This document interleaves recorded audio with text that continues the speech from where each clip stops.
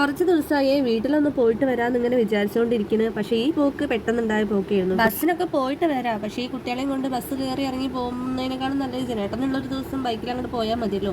അപ്പം നമ്മൾ വീട്ടിലേതാ എത്തി. ഇപ്പോഴേ വീട്ടിലെത്തിയ പാട് ഞങ്ങൾ കണ്ടത് അമ്മായി മേമയും കൂടി ഗേറ്റിൻ്റെ ഈ പൂട്ട് അവിടെ കുടുങ്ങിയെന്ന് പറഞ്ഞിട്ട് അത് രണ്ടാളെ മെനക്കെട്ടിരുന്ന് പൊളിക്കായിരുന്നു കേട്ടോ. വലിയമ്മ ദാ കുറേ നേരം കുട്ടിനെ വിളിച്ചിട്ടാ, പക്ഷേ കുട്ടിയൊന്നും പോയതേ ഇല്ല. അമ്മായി നൈസായിട്ട് അവളെ എടുത്തോണ്ടോ. അമ്മ പിന്നെ ഞങ്ങളെ കണ്ട പാടെ അടുക്കളയിലോട്ടാണ് പോയത് ചായ വെക്കാൻ വേണ്ടിയിട്ട്. എന്നിട്ടാണ് പിന്നെ കുട്ടിനെ വന്ന് എടുത്തത്. കുട്ടിയാണെങ്കിലും ഒടുക്കത്തെ കരച്ചിലായിരുന്നു. പിന്നെ അക്കും സച്ചൊന്നും ഇവിടെ ഇല്ലായിരുന്നു കേട്ടോ, അവര് കളിക്കാൻ വേണ്ടിട്ട് പുറത്തേക്ക് പോയതായിരുന്നു. പിന്നെ അമ്മ എന്തൊക്കെയൊക്കെ പറഞ്ഞ് ഇങ്ങനെ കുട്ടീനെ കരച്ചിൽ മാറ്റി എടുത്തു കേട്ടോ. കുറച്ചു നേരം പിന്നെ അമ്മന്റെ അടുത്ത് തന്നെ ആയിരുന്നു ആള്. ചോക്കോബാർ മാംഗോബാർ അങ്ങനത്തെ സംഭവങ്ങളായിരുന്നു നമ്മൾ മേടിച്ചിട്ടുണ്ടായിരുന്നത്. അപ്പൊ അത് നിങ്ങൾ തന്നെ എടുത്ത് കഴിക്കാൻ കേട്ടോ. കുട്ടികൾക്കുള്ള അവിടെ മാറ്റി വെച്ചിട്ടുണ്ടായിരുന്നു. അപ്പൊ അതിൽ നിന്നൊന്ന് എടുത്തിട്ട് വല്യമ്മ കൊടുത്ത് വല്യമ്മ എന്താണെന്ന് ചോദിക്കുന്നു കേട്ടോ.